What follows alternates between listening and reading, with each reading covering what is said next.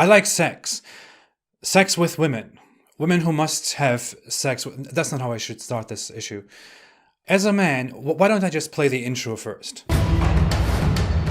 Actually, it's too late. Forget about the intro, maybe next time. I talk a lot about all the bad stuff in Islam, but I am a man, which you can probably tell because I have a beard. If you don't have a beard, you are a woman. It's simple. One reason why I regret leaving Islam is that I have officially lost the opportunity to have my own beautiful, exciting virgins in heaven, for example, with big eyes, beautiful boobs, untouched, pure virgins that serve me, that I can have sex with whenever I want, for all eternity. A gift promised by the great Allah to every true believing man. Because Allah knows what's best for every man and what every man wants, what every man needs. This is one of the more reasonable aspects of Islam that I can fully relate to. Of course, I'm just kidding. I'm not an animal. You know, in Islam, you are promised sexy women in heaven who are there for your pleasure, beautiful women, satisfying you while you are reclining on your throne and drinking wine from rivers of wine.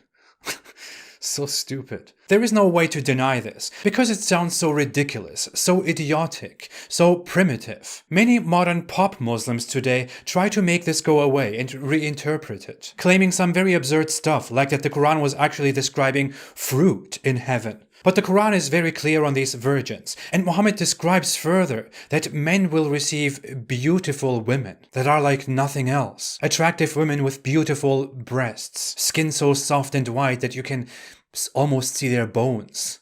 And they are shy, as strong 7th century men liked them. A fantasy that men had in a very primitive culture, such as 7th century Arabia, or other cultures that were so uneducated that the only thing they could think of, the only thing they could glorify, were basic human functions and their perversion, where the human intellect had not developed to a remotely sophisticated level and shape, and could therefore not contribute to humanity. Sadly, Islam is the embodiment of all that. I'm talking about this because I want people to understand what growing up in such a messed up mindset, with such a terrible belief, does to people. Of course, it teaches men to objectify women and to view them as inferiors, who have to satisfy the sexual needs of men. Is it a surprise that so many Muslim men so often have such terrible attitudes toward women? That the Islamic world sucks when it comes to women? Is it a surprise that Muslim women are so often treated so horribly? This is not mature content, by the way. I mean, I learned this stuff when I was a child, just like so many other Muslims. And that must be appropriate, right? I mean, Aisha was 6 when she married the Holy Prophet,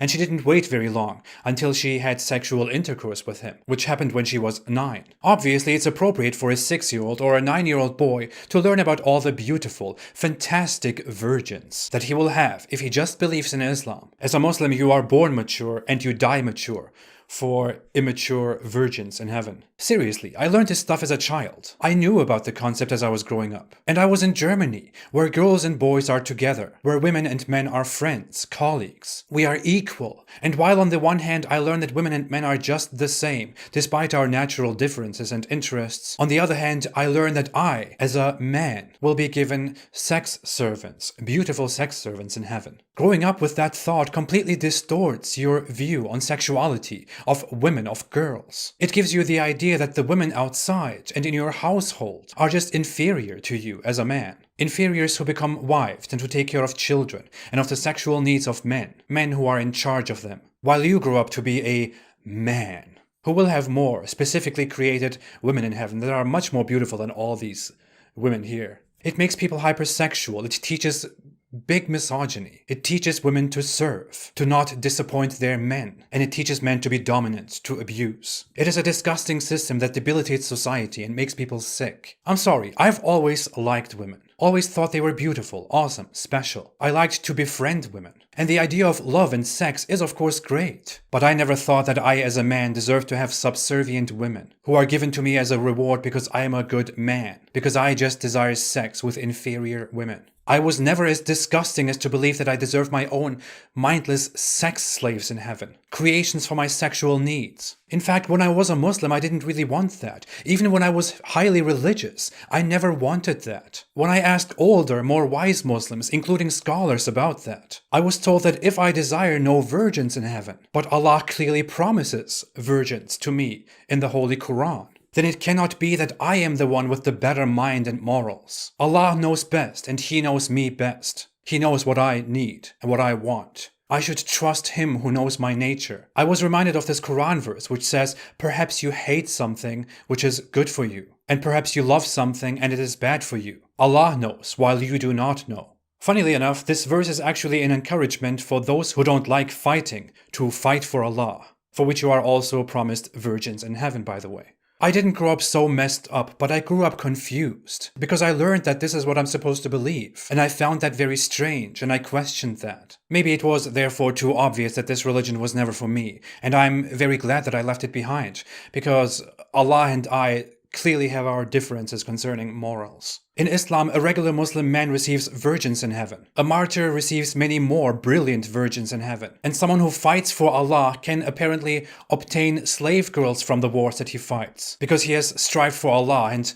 now he deserves to have sex with slave girls because men are apparently supposed to be rapists. I'm not a rapist. It is so messed up that this absolutely insane God Allah, who evidently doesn't exist and who was entirely made up by a 7th century desert savage, who didn't have a proper sense of good and bad, and right and wrong, and who was apparently the best man that a primitive culture in the cruel, undesirable desert of 7th century Arabia had to offer. It is so messed up that this God is supposed to see you as natural rapists who deserve to have sex slaves, many women, and additional beautiful women, much better than all those earthly women up in heaven. Many Muslim apologists seriously have a huge lack of logic and come and say stuff like, you know very well that you desire sex, and what is bad about being rewarded with women in heaven that you can have sex with, that you can enjoy because now you are in heaven and everything will be amazing. You can just do whatever you want. That's very messed up, because I'm pretty sure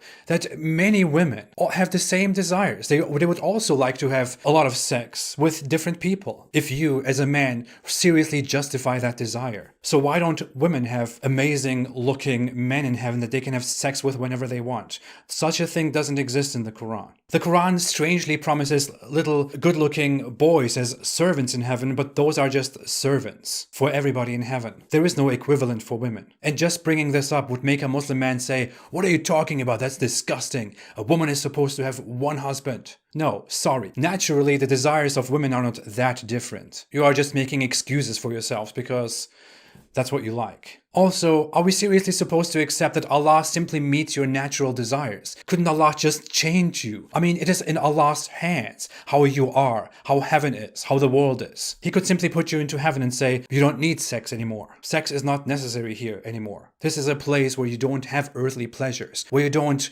need to procreate and use your penis to enter a vagina. But we can't really get anywhere with logic. If we are facing Islam, a religion that thinks men deserve everything because men are in charge, men are strong, men take care of business, while women are just stupid. They need men. They should just be quiet and stay in their house, cover themselves up, stay away, stay out of sight, just do their jobs. What a perverted, disgusting worldview. How can you possibly trust the moral judgment of Islam and Muslim apologists when they think I am the bad one for saying that owning personal sex virgins and sex slaves is bad? This is how morally twisted Islam is and how it clouds your moral judgment, and it damages your personality. I could now talk about sexual frustration as a Muslim in Islamic culture, but that would take forever and it's a quite rough topic. I will definitely do that at some time. By the way, before you go, I don't highlight this enough, but I should emphasize that these women are untouched, pure virgins, as pointed out in the Quran and the Hadith. Guess how that makes Muslims feel about women and virginity, and divorced women who already had sex, for example. In the West, we often think of the Vikings who would raid and rape.